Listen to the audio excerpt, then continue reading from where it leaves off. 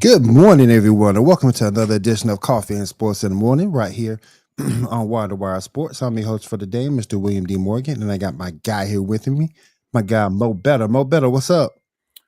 I'm doing great. Good morning to everybody out there joining us. Let's get into it. All right. Let's go ahead and get the party started here. Mo, it just came through the turnpike, and we also had this happen yesterday. Um, Deshaun Watson has reworked his contract with the Cleveland Browns.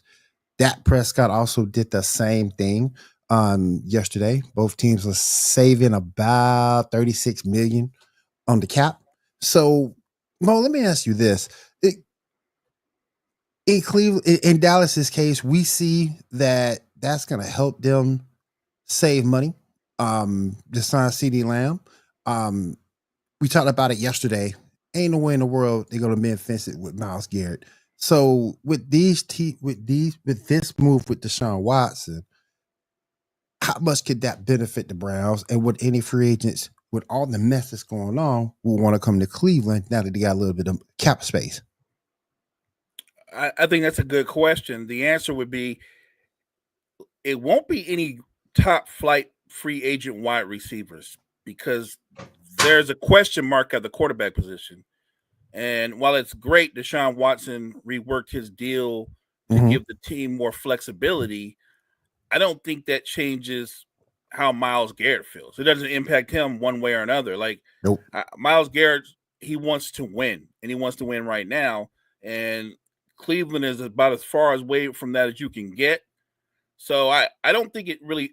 Maybe they can add some more pieces. Maybe they can pursue more players. But look, if you're a free agent wide receiver, if you're just looking for money, they probably can offer you that. But if you're looking to win as well as like put up numbers and go to Pro Bowls and get all those kind of accolades, you don't want to go to Cleveland. That's Mm-mm. not where you want to be. So I don't think it really changes anything with the Miles Garrett situation. I think this can be an amicable split or it could get really ugly, but I think Miles Garrett is dug in. All right. And it was a wild day yesterday with all these NFL releases. The first thing I did want to break down the wide receiver situation with the Seahawks. Tyler Lockett got let go yesterday. DK Metcalf requested a trade. Mo, what's going on with the Seahawks, bro? Um, turnover, turnover. Lockett. I think Lockett can still play good football. Mm, Probably more as a third receiver, but still, he can play good football. He's really good in those short spaces. He's like a quicker version of Wes Welker. You know what I mean on those short mm. spaces. With DJ Metcalf, you know what? I just think he wants to change the scenery. He wants to move on. And look, maybe it could be the same thing. Look at the question marks at quarterback. Gino had that one massive year, and then the last year or two, he's looked more like the Gino that we've known. And if you look at DJ Metcalf's numbers, you could argue that he peaked in his second and third year. And I don't think that's physically the case. It's just that you have to look at the QBs that he's had around him. Right. I don't care how great a wide receiver you are, that does impact you no matter how great a route runner you are, how great a 50-50 ball guy you are. And he is a really good 50-50 ball guy, big physical wide receiver who I'm sure there are more than a few teams that be interested in his services. I've heard people mention Pittsburgh, and I get it. He would put Pickens in his proper place because I think he's better than Pickens. But Heck who yeah. who's the quarterback though? Who's the quarterback? And if he played with Russell Wilson, I think when Russ was younger, years right? Like so you're getting the older version of Russ. If Russ is there, I don't think I think Metcalf is looking for the right situation. Now look, asking for a trade, the team is under no obligation to send you where you want to go. Um, so I guess it all has to align. I heard people say the Cowboys would be a great fit. Sure, if you could put him with CD Lamb, that would give you an impact for 1-2. But can the Cowboys invest that much money in a wide receiver with all the other holes they have on their roster? So I think that that's going to be interesting where DJ Metcalf lands if and when a deal can be worked out. Yeah, I think that's going to be interesting to see. Plus, Jackson Smith and Jigma took a lot of those reps last season away. Sure, And it's like I that's know you part of got it. to, yeah, and I know you got to really look and see what you have in him. And he had a good year last year. So that's probably the other reason why you see him wanting to trade. Plus, I think he wants a new deal because he only has like a year left. So he probably wants a new deal, and I sort of kind of get that. But I just thought it was crazy to see the turnover that's going on. Um, Also yesterday we saw the Bears make some offensive line acquisitions, both from the Chiefs um, and from the Bears. With these two transactions that went down yesterday, do you think Caleb Williams might have a bang up season? I think they're doing everything in their powers to set Caleb Williams up for success. And the first thing you have to do, don't be ashamed to follow a great model. The Eagles build from inside out. Yes. They start up front. If you put a functionable offensive line around Caleb Williams, you're already setting them up for success because they already have weapons on the outside. They have weapons. They don't have a shortage of weapons. And now you have a new head coach who has a great offensive philosophy. So I think everything's aligned to where Caleb Williams is going to be put in the best possible position to be impactful and be productive. I don't think the Bears are done. I don't think they're done. No, no. They need some more help. They need some more help, but they're definitely on the way. Particularly with that defense. Woo! They got some talent on defense. What's up, Gene? Yes, everybody come on through. Everybody come on through. What's up, Oh Gene? man. Hey, what's going on with you? What's good, Carmike? Oh my goodness. Yes. I know, right? I know. They should look that for your boy Justin, man. They should look out. But hey, it is what it is. Somebody told me yesterday, the Saints are gonna sign Justin Fields. Get the heck out. Get the heck out of here with that. Get out. Nobody want to come to that situation. Nobody want to come to that situation. But I if you're wouldn't go- want to come to that situation.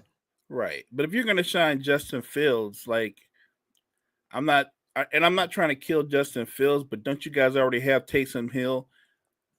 Well, Don't you already have? Don't you have well, already have a gadget kind of like quarterback guy that can do a little bit of everything? Like I think Justin Fields has all the potential in the world, but mhm. let's all be realistic. Like Well, this isn't Taysom. this ain't his rookie year or his second year or his third year. Like at some point, we got to stop talking about potential. Yeah, yeah. Well, my thing with Taysom Hill, and I like old boy. Don't get me wrong, but he's off hurt on the wrong side of, as I like to say, the wrong side of 30. So we'll see. And he's coming off injury, so we'll see what happens. Let me see. What's up, Jerry? How you doing? Good to see you. Good to see you. What's good, Jerry? Um, he stays in Pittsburgh. I think so too. I think so too. If they part with one, I think it might be Russ, but we'll see. What's up, Key? How you doing this morning? Good to have you. Good to have you. Yeah, I think they need to keep him too. I really do. I really think they need to keep him.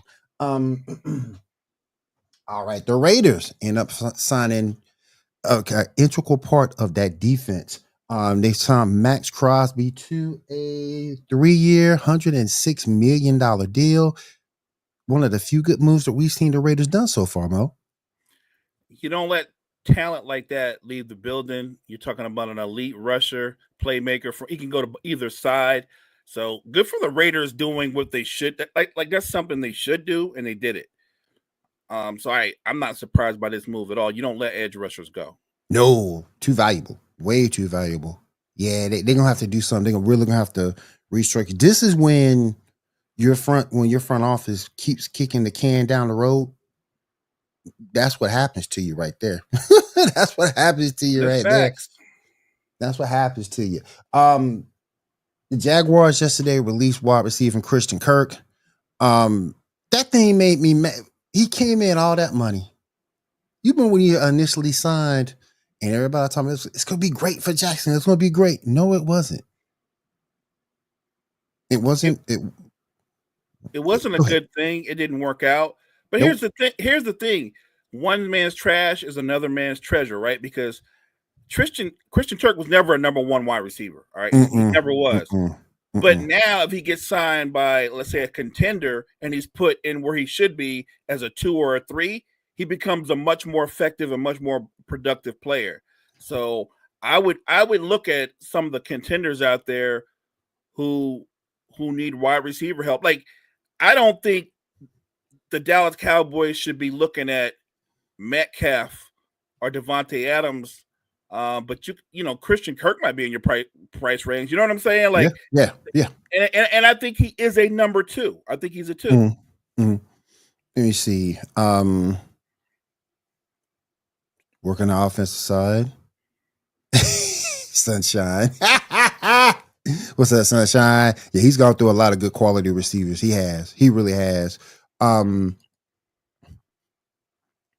man, big. Yeah, it's going to be a big wide receiver free agency class that's coming up. Huge wide receiver class. On the defensive end, we talked about it a little bit yesterday. Joey Bosa ends up being released by the Chargers in a cap-saving move. Other than a 49ers mode, where do you see him going? I got a few teams I can see him going to other than the 49ers. Yeah, I don't think we need 2 Bosas on the team. You know what I mean? I don't think you need that. You know what I'm saying? You definitely don't. You definitely don't need that in your locker room just for your mental health. So no, I don't think we need that. If they pursue him and they want him, that's fine.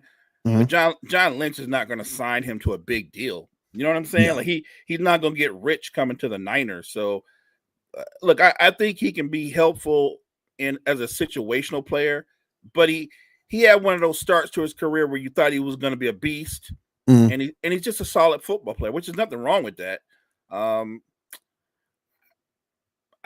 think they pursue him, and maybe they come to an agreement on a number that both he and the Niners can swallow, and they go forward. I think a couple of places he might be good at. I think Detroit might be a good place for him. yeah, he should go there. I think that would be a good move. Yeah.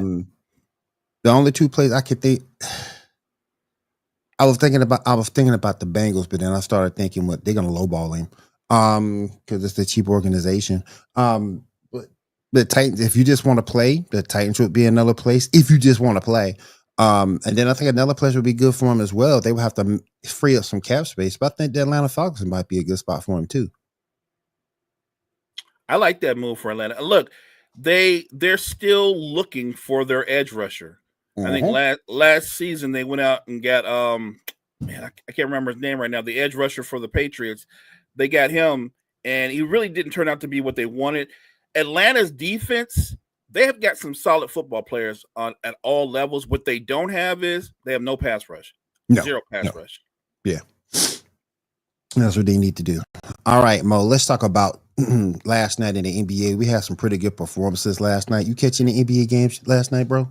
I always do. Oh, yeah. I saw James Harden drop 50 last night. See, I thought James Harden was washed, but apparently I'm wrong. I never thought he was washed. I just thought he was at a different stage in his career. If you look, like the last 4 or 5 seasons, you can book him for about 21 points, 10 assists. I think he's in a different stage in his career. The James Harden that did what he did in Houston, that guy's gone on a consistent basis. But look, every now and then, can he come out and like put up numbers like this? He did it. And it was a big win for the Clippers because they had been dropping down in the standings. They were once 5th. Yep. And I think they're 8th now, or maybe not. They're in the play-in, and you don't want to be in the play-in. No, you want to try to avoid that at all costs. At all costs. SGA, SGA last night, his 10th 40-point game, and it's like, if he ain't your MVP, who is? I love SGA. It's funny thing about sports fans, and they loved him his first 2 or 3 years with the Thunder. They loved him last year, but this year, now you're seeing a split with fans because now you hear fans go, well, he's just a foul merchant. He's just hunting for getting to free throw lines. And I'm like, I got no problem with that. Luka's a foul merchant. Prime James Harden was a foul merchant. Trae Young's a foul merchant. Jimmy Butler's a foul merchant. Like, if that's the worst criticism you have of him is that he finds a way to seek to get to the foul line. I'm good with that. Right now, Shai Gilgeous-Alexander is the toughest one-on-one cover in the NBA. Yeah, he is. I do. I agree with that. Because of his ability to change directions and get your momentum going one way, and he pulls back. He's the tough. I don't even know how he does that with that kind of torque without hurting himself. So he just, no, really, like he's that special a one-on-one talent. He is. He is. And like I say, if he's not your MVP, who is? We had Peyton Pritchard yesterday, or last night, I should say, dropped 43. That was crazy. So that was like an eye opener for me yesterday. Whoa. No Tatum. Tatum's out. Tatum didn't play at all. Drew Holiday was out. He hits 10 threes, Peyton Pritchard. Derek White hits 9. Between them, they hit 19 threes. They both go over 40. That's an insane thought. But I think that really does speak to the depth of the Celtics. That don't just look at Tatum or Brown. Don't hype up Porzingis. They have 5 guys on a given night, however the ball swings, that could drop 30 on a given night when needed. I still think, even though I think that Cleveland might be as deep or a little deeper, I still think the East belongs to the Celtics till somebody proves me wrong. If they're healthy, I don't think anybody's beating Boston in the East. Do you give Cleveland you was talking about the Lakers might have a puncher's chance. Do you give Cleveland a puncher's chance? I do, but my only concern with Cleveland, it's kind of similar to my concern with OKC. They've elevated the way they've had, and they've got these big expectations, and they've become the hunted. Like they're pairing them to go after the Celtics, but other teams are going after them. And the question is, once the postseason comes along, can all those other guys play at the level they've played in the regular season? Do you know what I'm saying? Like, if it's a different season, can you be the same guy you were in the regular season? That's my only question with the Cavaliers. I have no question about Boston because they've done it before. In the Tatum and Brown era, they've been in the conference finals multiple times. They've been to 2 NBA finals. So I have no questions about them.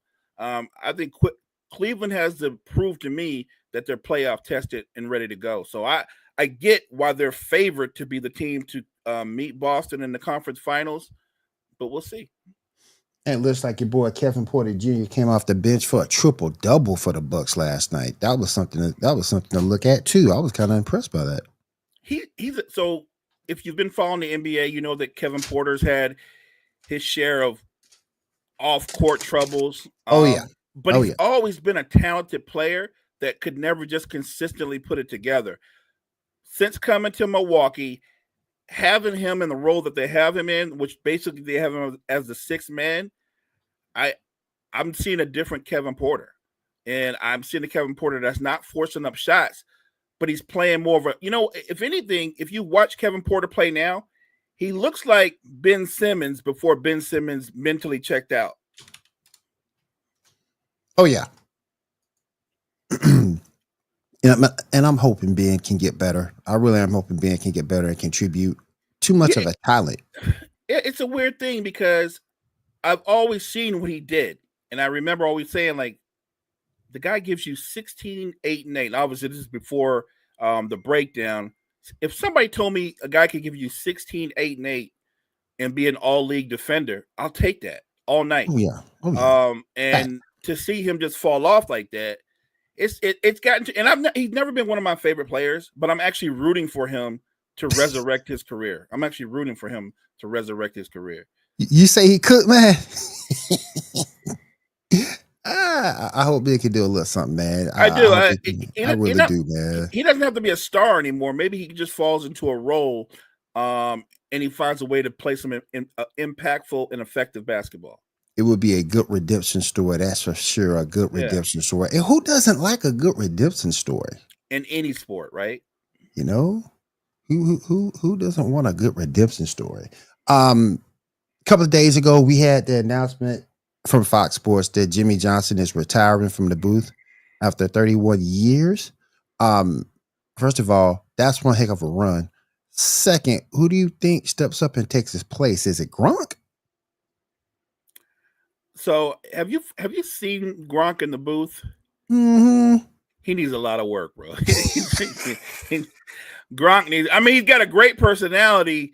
So he draws in people that way. But when you listen to him, he tries to do analysis, he's so robotic. So I think Gronk needs a lot of work, or maybe a shot before he goes on air or something to lighten him up. But Right. I don't know if it's Gronk, and I don't know if you might be able to replace Jimmy Johnson. I don't know if you can replace the hair. The hair, you know what I'm saying? The hair is almost goated by itself. I remember him as a coach on the sidelines in a swirling wind. Will didn't budge. I feel you. You see, yeah, Carmack, you got a point, because he was in those Rico Hine runs back in the day, and that's all he did was post videos of himself shooting. And it used to make me upset because you up here shooting threes in these Rico Hines runs, and it's like, where's this in the game? Right, but to be fair, let's remember before he had his breakdown, when Ben was averaging 16, 8, and 8 and was an all-star, he was showing videos of himself shooting jump shots too. And every year you'd go, this is the year Ben Simmons is going to take shots and he's going to attack the basket. And he didn't take shots. That's not his game. It never was his game. And I don't think it ever will be. And look, you don't have to be a great shooter to be an effective basketball player. You don't have to be a great scorer. Look at Draymond Green. Look at Ben Simmons before his breakdown. Like I said, the man was a multiple-time All-Star, was all NBA defense, and couldn't hit water if he fell out of a boat. He's a goofball. I saw you, Carmack. I saw you. Gronky's a goofball, plays around too much, can't take him serious. He's a party boy. Plus, he looks awkward. Yeah, right. He looks like this big giant in studio, right? He does look awkward. I think they can find a role for Gronk, but I don't know if it's going to be in studio. Yeah. I don't know about that. And it'd be interesting to see who takes his place, if anybody. And I think the next person they really need to look at, and I hate to say this, but I think they need to look at Terry Bradshaw next. I knew you were going to say that. Hey, I'm just saying. That's because Terry Bradshaw has gone all the way to like grandpa mode. And Bradshaw's hanging on as long as possible, but he's got to be the next guy up. Oh yeah. All right, everybody. I have someone here. He is one of my co-hosts from the Sports Report podcast. Ando, how you doing this morning? Well, it takes a lot to drag me out of bed. You asking me to join the show this morning is one of those things that will get me out of bed. Thank you so much. Great for having me. Mo, it's great to be on the show with you, man. How you doing this morning, man? Pretty good. And yourself? You know what? Like I said, I'm waking up, but I got a Mountain Dew sitting next to me here. I thought I was going to have a coffee this morning, but I didn't wake up in time, but I can get a coffee later in the day. So, all right. Let's get this rolling, boys. All right. So we're in the show, and we just talked about Jimmy Johnson retiring from the booth at Fox Sports. Who do you think takes his place? We talked about this on Saturday. And after having some time to simmer, I honestly think Gronk could fill the spot. I mean, so everybody's so used to Jimmy Johnson's kind of straight-laced personality. He's not the type of guy to bring any BS. I think it's time we bring somebody to the show that brings a little laughter and brings a little bit of that comical side to football. I'd be all right with Gronk. It doesn't have to be a full-time thing, but I'd be all right with Gronk being on the show a couple times a year. I think I'd be all right with that. So you wouldn't mind a part-time place for him, but not a full-time part. So right now it's Kurt Menefee, Howie Long, Terry Bradshaw, and Michael Strahan. You can run the show on those 4 guys. You don't need a 5th. Would it be nice to have a 5th? I think so. I think most talk shows now, especially NFL talk shows, have 5 guys. Break the norm. Go 4. Make sure you find that permanent guy that's right for the position. Again, Jimmy Johnson is one of those straight-laced guys. He doesn't bring a whole lot of BS to it. If you want that guy, you got to pick the spot right. So. All right. Now we have some NFL running backs who are now free agents, and I wanted to ask you guys about each of them. Where do you think they end up? What would be the better situation? Guys, the first one I'm gonna go over The first one I'm gonna go over. Aaron Jones, where do you think he ends up? Mo, I'll start with you. I'm sure he would like to work out a deal with the Packers. Aaron Jones had a terrific season for, the Vikings last year. I'm sure he'd like to go back to the Vikings. Still terrific out of the backfield, great in space. Yes. And he's still at age 31, still has a burst. Normally guys get to 31 and we start talking about it's the end of the road. I think he's still a high productive running back. The only question with Aaron Jones is throughout his career is he struggled with injuries. And last year was very unique for him because he was healthy for the better part of last year. So I think there's no shortage of teams that will want his services, but I don't know if they want him to be their full-time back because of the injury history. All right. Awesome. Thank you, Gene. How you doing this morning, bro? How you doing this morning? That's my guy, Gene.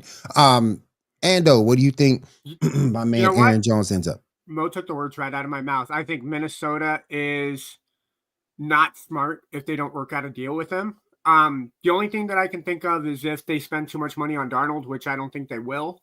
But that offense ran better when Aaron Jones was on the field. Jay Jettis just played at a different level when Jones was on the field.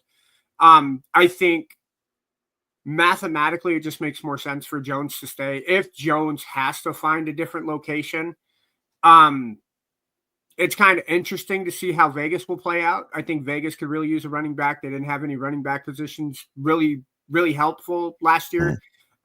Zaire was the only one that really made a difference for the Raiders, and that was at the later part of the year. But I think the Raiders only remain in question if they can get their quarterback situation figured out, considering that the Raiders just released Gardner Minshew as of yesterday. Yep.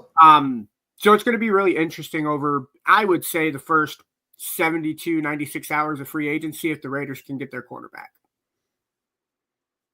Would it be something? Well, I'm not going to ask that question because no, ask it. Will we ask the real hard hitting questions on Coffee Sports? I just think that it would be if some of these Seattle guys can make it over to the Raiders. I think that would be anticlimactic. That's just me though. I'm more intrigued. Because Tyler Lockett, I don't know if it'll help Tyler Lockett at all because the Raiders aren't very good on the offensive side of the ball. Yeah. But I don't know if Tyler Lockett would. You guys think Lockett might be a good fit for the Raiders? If they get the right quarterback. Again, the quarterback is going to set everything. It is a domino effect in Vegas. Once they get the quarterback figured out, everything else will fall into place. I don't know if you heard Crosby yesterday after signing his deal that he did, that he wants Aaron Rodgers to come to Vegas. Now, Carroll and Rodgers could be an interesting fit. I don't see Wilson going to the Raiders. It's just me. I think there was too much of a falling out between Wilson and Carroll. Yeah. But then the question asks if, don't mind him. He just comes on in whenever he wants. What's up, it would make for an interesting if Aaron Rodgers goes to the Raiders, because then does Devontae try to come back, which I absolutely do not see happening. But if Wilson does make the trip to Vegas, now that opens up a lot of doors of previous players. Plus, we saw Metcalf ask for a trade yesterday.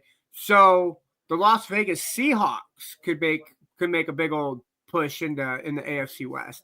But again, for me, it's I think how the Raiders react with their quarterback, I think will set everything else in motion. I agree. It starts with that. Who's going to be the quarterback? Because whether you bring in Lockett or Metcalf, it depends on who's going to throw them the football. Yep. If you bring them both there and you don't have a really functionable quarterback, you've wasted all that money on two playmakers. So I think that's the key. And look, he brought up a great point. Look, Pete could very well bring the band back together, right? You could have. Maybe you could mend fences with Russell Wilson. This is a different, more humble Russell Wilson. The last couple of seasons, the league has humbled him. And I don't think you need Russell Wilson from 5 years ago. If you get I think Russell Wilson that played for the Broncos the second year, if you give me 26 touchdowns and just 8 picks, I need solid quarterback play and a good run game. Like, give me that, and I can work off of that. So I think I'm not saying it's a lock because it's so true. This quarterback, this offseason, it's a domino effect. Mm-hmm. The Steelers need to make a decision between Russ and if they're going to go with my man with all the wheels, right? We've been talking about him for the longest. Potential. It's a hard. I think the picture got clear because Stafford stayed with the Rams, Mm-hmm. and the only real mystery is where Aaron Rodgers go. And no doubt Aaron Rodgers wants to go to a contender. Yes. They keep saying the Raiders, but when you're over 40, you ain't got time for that. You got to go somewhere where you think you can win, like right now. And Tony said it on the Sports Report on Monday. The AFC defenses, the AFC West especially, is so much tougher than anybody else in the NFL. You had 3 teams fighting for playoff opportunities the entire year, and actually all 3, the Chargers, the Broncos, and the Chiefs, all made it, and all 3 are known for their defenses. To bring Aaron Rodgers to go up against those 3 defenses, I don't think for Rodgers it makes a lot of sense for him to go to the Raiders. Wilson, he's a little bit younger. I think he has a lot more mobility, definitely a lot more mobility than Aaron Rodgers has. But I think if Wilson goes to the Raiders, I think the chemistry that he has with Pete Carroll and the offense that Pete Carroll will install, I think makes more sense. Now back to the running backs, and this next thing I want to bring up. Listen, I've never been a fan of him, but what do you guys think we see Najee Harris end up back with the Steelers or another team? I ain't never been a Najee Harris fan. Just to let y'all know, personal animus. Mo, I'll let you start this one off, man. I think the Steelers might bring him back, but yeah. I've never seen Najee Harris as a franchise running back or a special running back. Like when you were devaluing the running back committee, I think they were thinking about running backs like Najee Harris. I think he's just a guy. He's not irreplaceable at all. Like he's just a guy. So the Steelers don't make a lot of huge moves in the offseason. They pretty much play it by the book. So I think they make him an offer, and I think he ultimately returns because going out in free agency, I'm sure some teams will want to sign him, but I don't think they're going to break the bank for Najee Harris. No, I don't think so either. Full agreement. I'm actually leaning towards the Steelers re-signing him. I think the Steelers, if the Steelers are smart, they should, especially if they stick with Justin Fields at quarterback. Between Najee Harris and Jaylen Warren is the backup. Yep, I think it's Warren. And he's on the free agent block too. Just to let y'all know. If the Steelers can keep the 2 of them, I think it gives Fields a better opportunity to build around Fields and not force Fields to use his arm. Because we saw in Chicago when he was forced to use his arm, he was not the best quarterback. I think you build around him, give him a solid running game to run around. You got to get somebody to work with George Pickens. I know they have the young kid that they had. I can't remember his name. I don't watch a whole lot of Pittsburgh football. But I think if Pittsburgh's smart, they work towards re-signing Najee. Same, Mo, I don't think any team's going to break the bank. I can't think of any teams, maybe Dallas. I think Dallas would, because it's Jerry Jones. We need a running back. 22 is a really good number. Let's go get that guy 20. But we all know how I feel about Jerry Jones. I'm going to keep it clean this morning. But I think Dallas, Green Bay could be in play if they don't re-sign Josh Jacobs. I think Green Bay is going to re-sign Josh. Maybe Tennessee. Tennessee's big on picking up Pittsburgh old players. My heart tells me I think Pittsburgh should re-sign Najee. Great. I think so too. And I'd be best for Najee too. Just stay in the same offense, be consistent with what you are doing right, which is pretty much just be a downhill runner, and that's about it. All right, your 49ers, Mo. Jordan Mason, the man who tried his best to stand up for Christian McCaffrey, but he himself ended up getting hurt. Do you think he stays with your 49ers or does he move on? I think they try to bring him back. He's shown that he can be a really good runner. He started off the season on a track to where he was headed toward 1,000 yards easy. I just think he got beat up. I think he got beat up, and it's weird to say because he got beat up, replacing a great running back who has a history of staying injured. So I think they would like to bring him back. If nothing else, when you have a running back like C-Mac, as gifted as he is, you need to have an effective backup because more times than not, C-Mac's going to miss some time. What you think, Ando? I'm in agreement. I think it's smart for the 49ers to bring him back. Us knowing the injury history that Christian has, you need to have a running back room by committee ready if Christian isn't there. And I personally like Jordan Mason. Didn't seem like the type of guy to be all flashy. He just came in, did his job, and went home. So I like the move if the 49ers bring him back. I think if the 49ers do not, the team that does pick him up picked up a really good player, and we'll be happy for him to be on the team. Then we got Mr. Rico Dowdle. What do you think he ends up, Ando? I'll start that with you. Rico sounds like a name that Jerry Jones wants to keep. Rico. Rico. That's the guy that threw over the mountains and Napoleon Dynamite. He's real. We'll sign him. $50 million. Carmen, C-Mac should have stayed off the cover of Madden. You know what, man? You know what? That Madden curse, I don't care what y'all say. That Madden curse is powerful. That thing powerful. Oh my gosh. For real. Yeah. It's a thing. Y'all remember Peyton Hillis? He was on the cover of Madden, man. Wasn't the same after that. To be fair, Peyton Hillis had like 2 good years before he got put on the Madden cover. And I would have preferred Peyton Hillis over Michael Vick. So I didn't think when I saw Peyton Hillis on the cover, I was like, come on. We can't.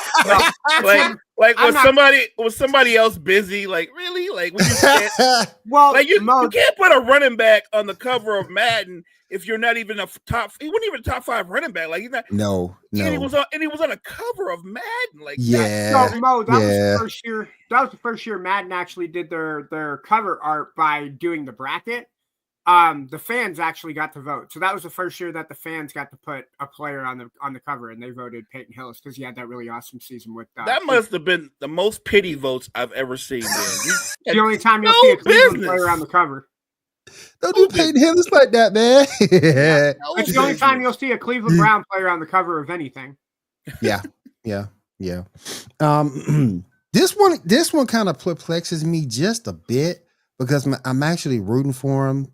And I hope the Chargers bring it back, but I don't know if they do. Mo, do they keep J.K. Dobbins?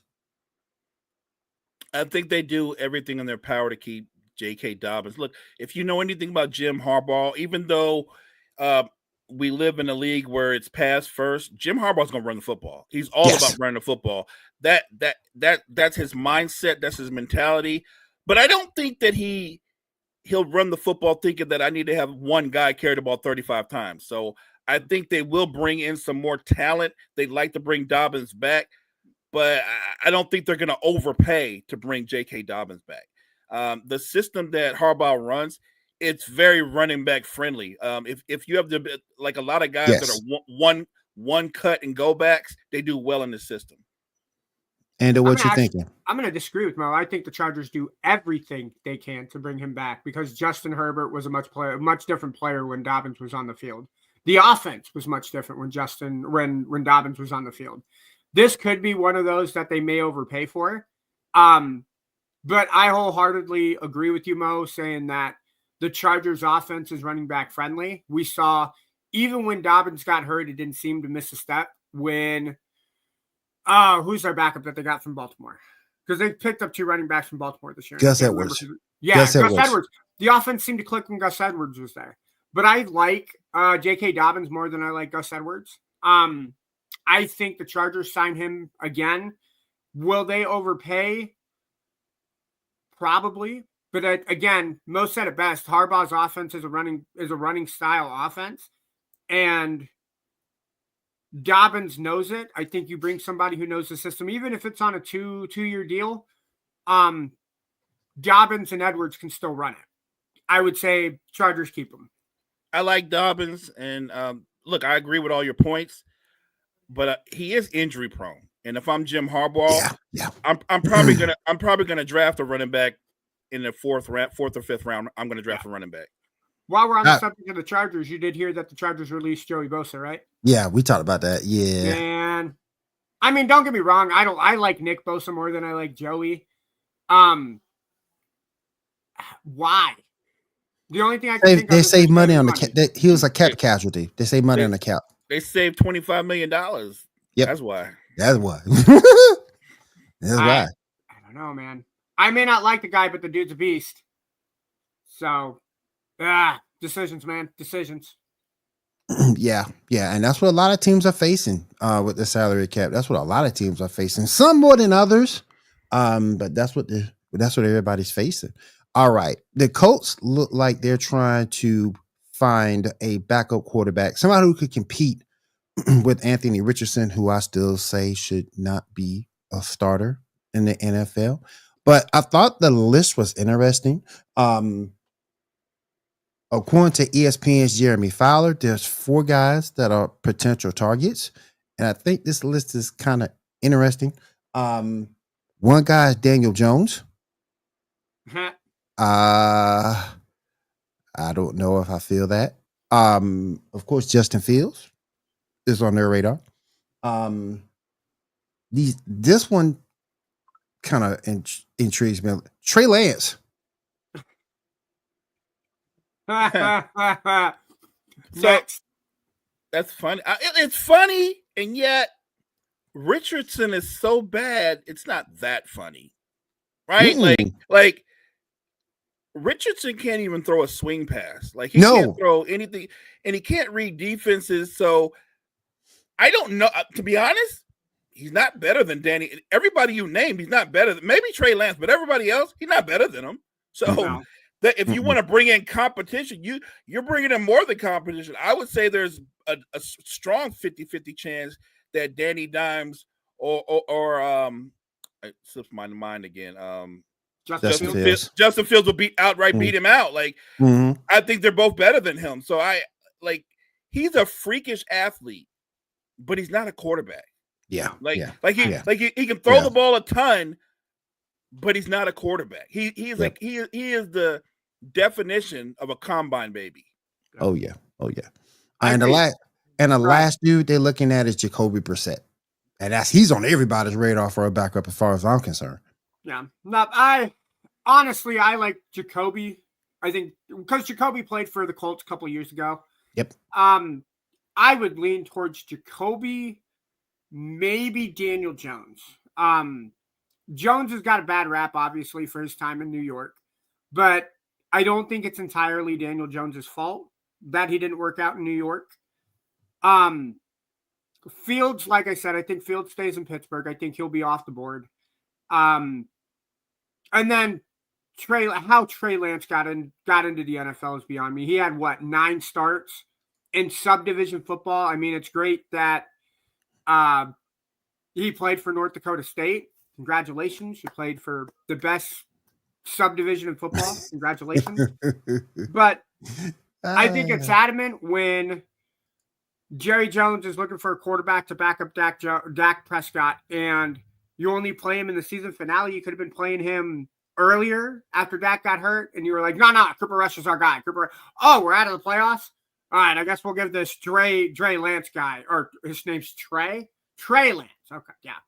I think the Colts would not be smart if they picked up Trey Lance. Stick with Richardson. Put somebody that has some miles behind their boots. Jacoby Brissett, I think, is the move that they should make. Agreed. Yeah, everybody loves Jacoby Brissett. I've watched the guy play. I think the best thing he does is hand the football off. not that good. He's not. The one thing to me though, he's the kind of guy he won't lose the game, but he won't win the game either. He's not gonna win the game. He's not gonna win the game either. Like there's nothing special about him. Not a great arm talent. He's not incredibly mobile. Like I don't think he's better than Justin Fields or better than Danny Dimes. Like if he goes to Indy and he's the guy, it's only because he played in Indy before, but not because he's a better option. I will only argue that he isn't better physically than Anthony Richardson, but I think the maturity is a big thing at your quarterback position, and I think by far Jacoby Brissett is more mature than Anthony Richardson. I think Jacoby could be that guy that goes, hey, read your playbook, study the defense. And while I think it won't be a competition to start, I think Jacoby would win the job outright if you see Anthony Richardson in the quarterback trainings, the practices, the scrimmages, you see Anthony Richardson start to pick up. Start to pick up the information, the reading of the defenses. You could see it happen. But I think based off the lack of maturity that you have in that quarterback room in Indianapolis, I think it makes the most sense. I'm not saying Jacoby Brissett is the best quarterback in the free agency market, but you banked a 5th round pick on a quarterback of the future. Do you want 2 star quarterbacks at the same time, or do you want the mentor to show the star what he's capable of doing? I would get that if you were talking about somebody like an Aaron Rodgers or a Russell Wilson.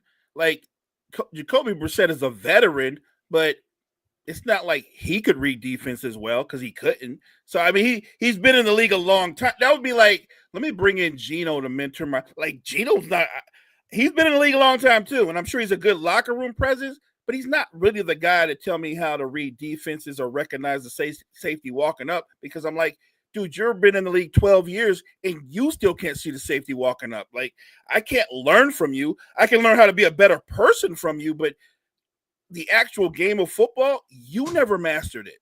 Mo, don't ever talk bad about Geno Smith again. Not with me on the show. I like Geno Smith. That guy got punched in the face and broke his jaw. Don't talk bad about Geno Smith, man. Come on. I'll say something nice. He had one really good year. Oh, absolutely. And let Seattle do a 7th seed in the playoffs. Absolutely. Oh yeah. Facts. All right. Oh, what did he say? That's not a bad pick. I'm okay with that. I'm not. I am absolutely okay with that. That's a better pick than the Jacoby Brissett. I'll take that. I would agree. You guys don't think we need to see you as we close out the morning show here? Do you guys real quick? You guys don't think we need to see what Trey Lance can do though? I think we've seen it. Yeah. I think we've seen it. Look, I can say this. I can say this as a Niners fan. John Lynch, and it's amazing we were as good as we were. John Lynch made a move that normally sets a team back for 10 years. He gave away a fortune in picks for that guy, a guy who, by anybody else's metrics, shouldn't have been in the league to begin with. Nope. I would not have. I don't need to see overall. That. Right. I would have wasted a 3rd round pick, yet alone the 3rd overall pick. Right. I'm sorry. I don't get it. For all the credit that John Lynch gets for being a great GM, this will not be on the play tape. This move right here will not be on that play tape. Agreed. All right, everybody. Your boy had to switch cameras. Got some camera issues, but I was able to switch cameras. Very quickly, I want to say thank you to everybody coming out this morning. I do appreciate y'all joining us here on the morning show on Wire to Wire Sports. Mo, go ahead and close us out, my friend. Thank you guys so much for joining us this morning. Make sure you check out all the great content we have at Wire to Wire Network. Wire to Wire Network, we appreciate you. All right. From myself and Ando, again, thank you for everybody coming out here, Wire to Wire Sports, to join us for the morning show. I will see you guys again on Wednesday, and you guys have a great week. Have a safe week. Take care.